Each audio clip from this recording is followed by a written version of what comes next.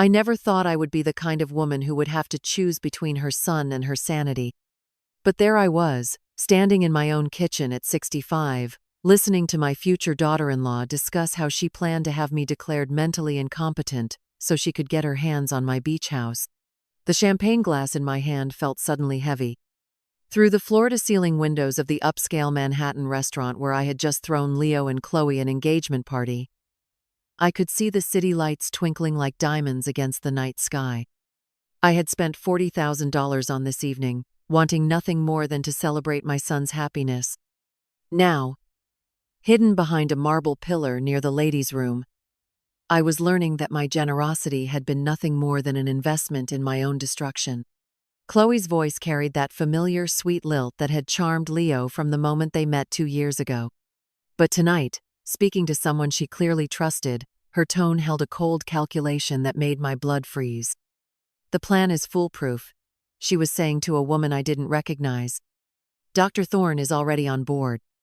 We'll create a few little incidents, some medication mix-ups, make her look like she's really losing it. Within 3 months, we'll have the psychiatric evaluation and full control of the assets." Leo doesn't suspect a thing. He actually thinks his mother is starting to show signs of dementia already. I pressed my back against the cool marble, my heart hammering so hard I was afraid they might hear it. This beautiful young woman with her golden hair and perfect smile, the woman my son believed he would spend his life with, was planning to systematically destroy me. And she was using my own child as a weapon against me. The woman she was speaking to laughed softly. "What about the son? Won't he be suspicious when his mother suddenly needs a conservatorship?"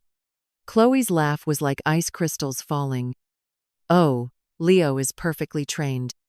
I've been preparing him for months, pointing out little things about his mother's behavior, suggesting she might be having memory issues. He's so desperate to believe I love him that he'll accept anything I tell him. Besides, he's completely dependent on her financially.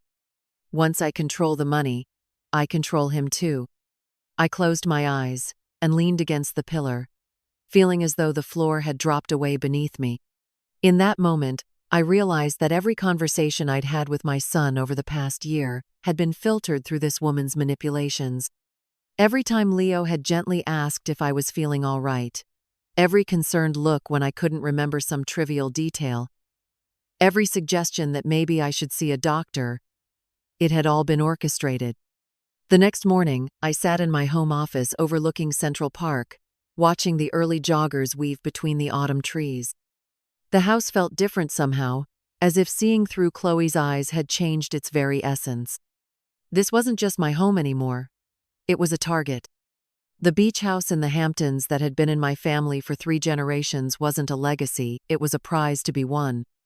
I had built my life carefully after my husband's death 10 years ago. As a former chief financial officer, I understood the power of money and had managed my investments wisely. I owned properties worth tens of millions of dollars, had a diverse portfolio, and had always assumed these assets would eventually pass to Leo. I had never considered that my son's inheritance might be used as a weapon against me. My hands were steady as I dialed Arthur Chen's number. Arthur had been my lawyer for over 15 years, a sharp-minded man who had guided me through my husband's death and helped me structure my financial affairs. When he answered, his voice carried the warmth of long friendship. "Eleanor," he said, "you're up early for a Sunday morning." "Arthur," I said, keeping my voice calm and level, "I need to implement the Steel Shield protocol we discussed years ago. I want everything sold and restructured as quickly as possible." There was a pause. "The protocol we designed was for extreme circumstances. Are you certain this is necessary?" "I'm certain," I replied. "And Arthur?" This conversation never happened. Meanwhile, 40 blocks south, Leo and Chloe were waking up in the luxury apartment I owned and had allowed them to live in rent-free for the past year and a half. It was a generous arrangement that had seemed natural at the time, a way to help my son and his fiancée build their future together. Now I understood it for what it really was. I had been providing them with a comfortable base of operations for their scheme against me. By 10 a.m., they discovered their key cards no longer worked. Leo called me in a panic, his voice high and strained. "Mom, there's something wrong with the apartment. We can't get in. The doorman says our access has been revoked." I was sitting in my garden with a cup of coffee, watching the late morning sun filter through the oak trees my husband had planted 30 years ago. I let my son's words hang in the air for a moment before responding. "I sent you an email about the new lease agreement," I said calmly. "The previous arrangement has expired. The monthly rent is now $5,000, payable in advance. You have 30 days to sign the new contract or find alternative accommodations." "Mom, what are you talking about?" Leo's voice cracked slightly. "This is our home. You said we could stay as long as we needed." I heard rustling, then Chloe's voice came through the phone, sweet as honey. "Mother Eleanor, there must be some misunderstanding. Leo and I are building our future together. We need your support during this important time in our lives." The words, "Mother Eleanor," felt like fingernails on a chalkboard. This woman who was plotting my destruction was still trying to manipulate me with false intimacy. "The future is built through effort and responsibility, Chloe," I replied, allowing just a hint of steel to enter my voice. "Not through entitlement to other people's property." 30 days. I hung up and sat back in my chair. The first shot had been fired. Over the following weeks, I watched as my son and his fiancée scrambled to come up with the first month's rent. Leo picked up extra freelance graphic design work, and Chloe suddenly found herself with a part-time job at an upscale boutique. They managed to scrape together the money, but I could see the strain in Leo's face when he visited me. Dark circles under his eyes, a new tightness around his mouth. He was learning what it meant to support himself for the first time in his adult life. But Chloe wasn't giving up. If anything, having to pay rent seemed to intensify her determination to execute her plan. She began visiting me more frequently, always with some helpful suggestion or thoughtful gesture. She offered to help me organize my financial records, expressing concern that managing so many accounts must be overwhelming for someone my age. She brought me special tea that she claimed would help with memory and concentration. She started pointing out small things, a misplaced book, a forgotten appointment, a name I couldn't quite recall. The most insidious part was how she used Leo as her unwitting accomplice. During family dinners, she would gently redirect conversations when she claimed I seemed confused. She would exchange meaningful glances with my son when I paused to think about something. She was creating a narrative of decline that existed only in the minds she was poisoning against me. One afternoon in early November, I was having lunch with Leo and Chloe at a small bistro near my office. I had been looking forward to the meal, hoping to spend some quality time with my son. Instead, I found myself subjected to what felt like an interrogation disguised as concern. Chloe had orchestrated the conversation beautifully. She brought up a mutual acquaintance, someone Leo and I both knew, then claimed I had told her a story about this person that was completely fabricated. When I protested that I had never told her any such thing, she looked at Leo with that expression of gentle worry she had perfected. "Mom," Leo said softly, "maybe you're just tired. You've been under a lot of stress lately." I felt something cold settle in my chest as I realized what was happening. This wasn't a casual lunch, it was a performance. Chloe had chosen a public place where her concerned daughter-in-law act would play to an audience. Other diners were beginning to glance our way as my voice rose in frustration. "I'm not confused," I said firmly. "I never told you that story because it never happened." Chloe reached across the table and patted my hand with false sympathy. "Of course, Mother Eleanor. Let's just order dessert and enjoy our time together." I looked around the restaurant and saw the expressions on nearby faces: concern, pity, the uncomfortable recognition of watching a family deal with an aging relative's decline.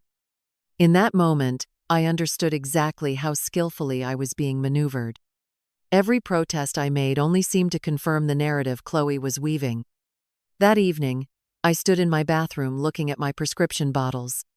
My blood pressure medication, which I had been taking successfully for 5 years, sat next to my vitamin supplements and calcium tablets. Everything looked normal, but I found myself wondering if Chloe's helpful organizing might have extended to my medicine cabinet.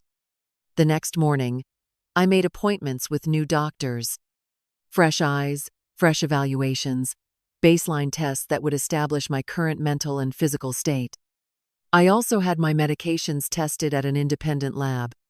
The blood pressure pills that should have contained lisinopril were nothing but sugar tablets. Arthur worked quickly and quietly. Within 6 weeks, both my apartment building and the Hamptons Beach House had been sold to a Swiss investment consortium at fair market value. The proceeds, along with the liquidation of several other properties, were transferred into an irrevocable trust based in Geneva. The beneficiary was the Ocean Conservation Alliance, with a provision that allowed the funds to be redirected to Leo only if he could demonstrate financial independence and emotional maturity for a period of no less than 2 years. I kept only my primary residence and enough liquid assets to maintain my lifestyle. Everything else, the properties that Chloe saw as her future security, simply evaporated.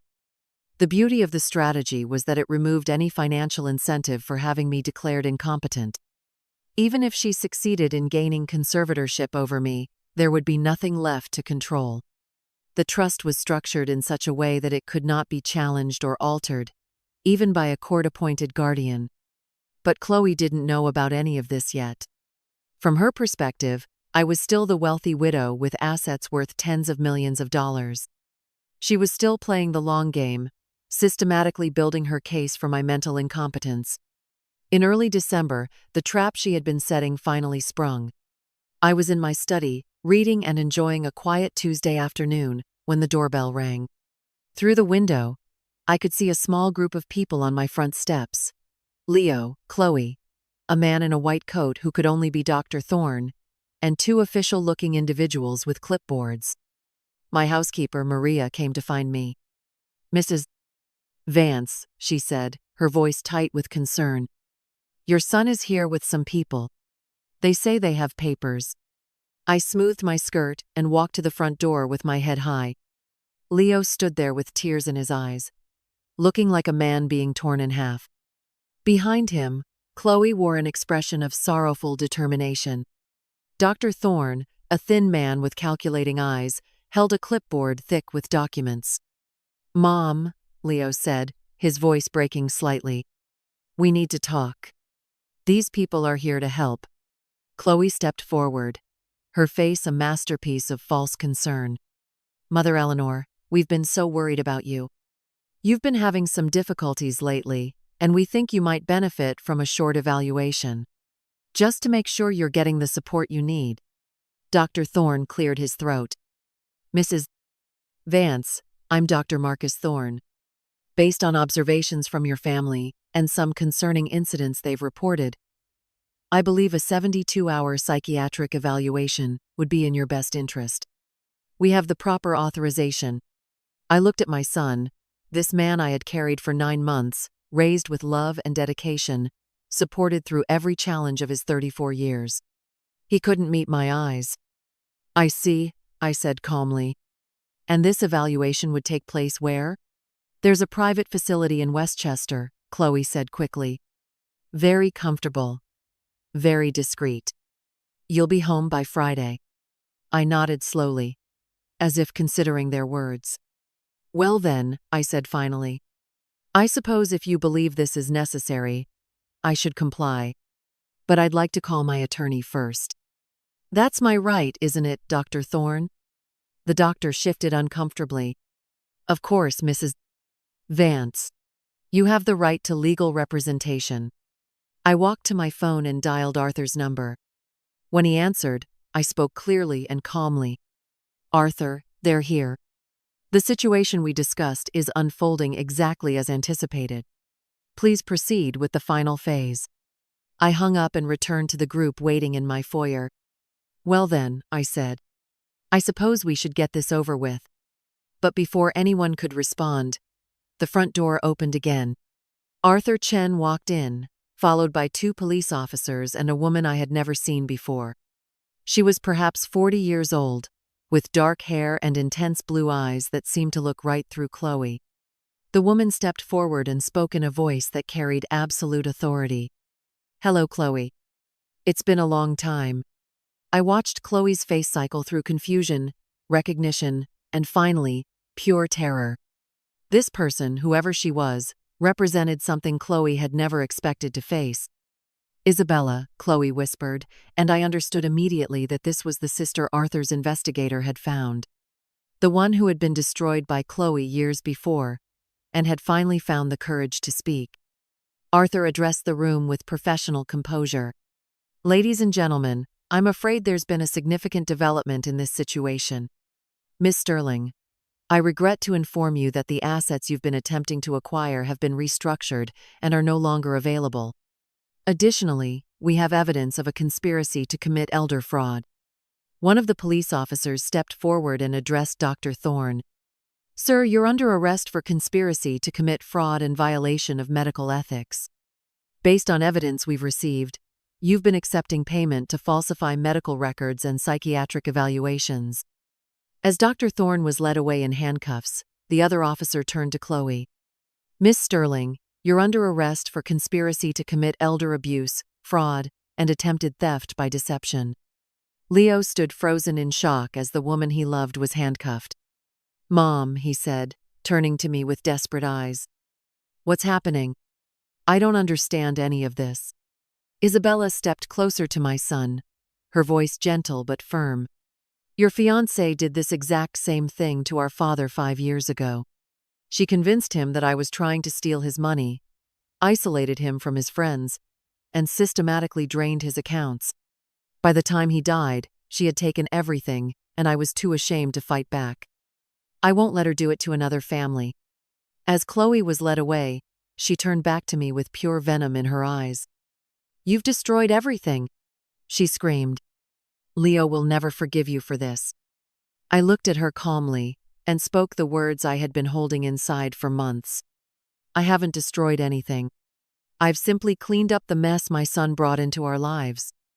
Later that evening, after the police had gone and the statements had been given, Leo and I sat in my living room. He looked like a man who had just watched his entire world collapse. "Mom," he said finally, his voice barely above a whisper. "How long have you known?" "Since the night of your engagement party," I replied. I overheard her planning the whole thing. He was quiet for a long time, staring at his hands. "She said you were getting confused. She said you were forgetting things, getting paranoid. She made it sound like you were sick." "She was making me sick," I said gently, but not in the way she wanted everyone to believe. Leo looked up at me with tears in his eyes. "I'm so sorry, Mom. I'm so incredibly sorry. I should have seen it. I should have protected you instead of helping her hurt you." I reached over and took his hand. "You were being manipulated by an expert, Leo. Chloe has done this before. She knew exactly how to play on your love for both of us. But I chose to believe her over you," he said.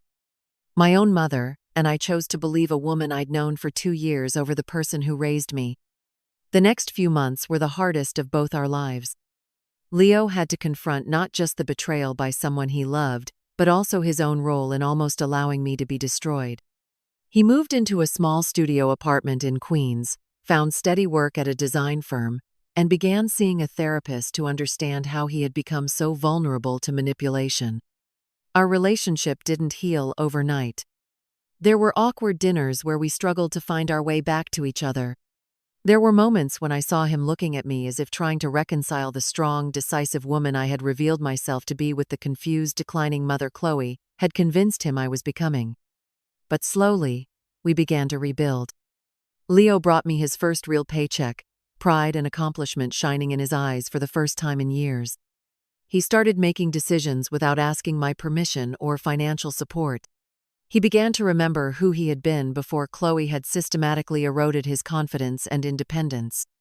Meanwhile, Isabella and I discovered we had more in common than just being victims of Chloe's schemes.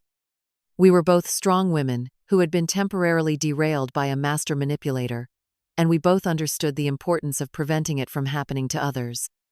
6 months after Chloe's arrest, Isabella and I established the Vance Rossi Foundation for Elder Protection.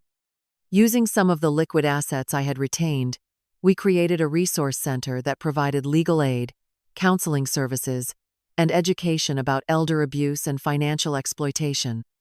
We spoke at senior centers, worked with law enforcement agencies, and helped other families recognize the warning signs we had both missed initially. The work gave my life a new sense of purpose. I wasn't just the wealthy widow anymore, or the mother who had been almost destroyed by her son's poor judgment. I was a survivor who was using her experience to help others. 1 year later, I was walking along the beach near my new home. After selling the Hampton house, I had purchased a smaller but more modern oceanfront property in Connecticut. It was closer to the city but far enough away to feel like a retreat.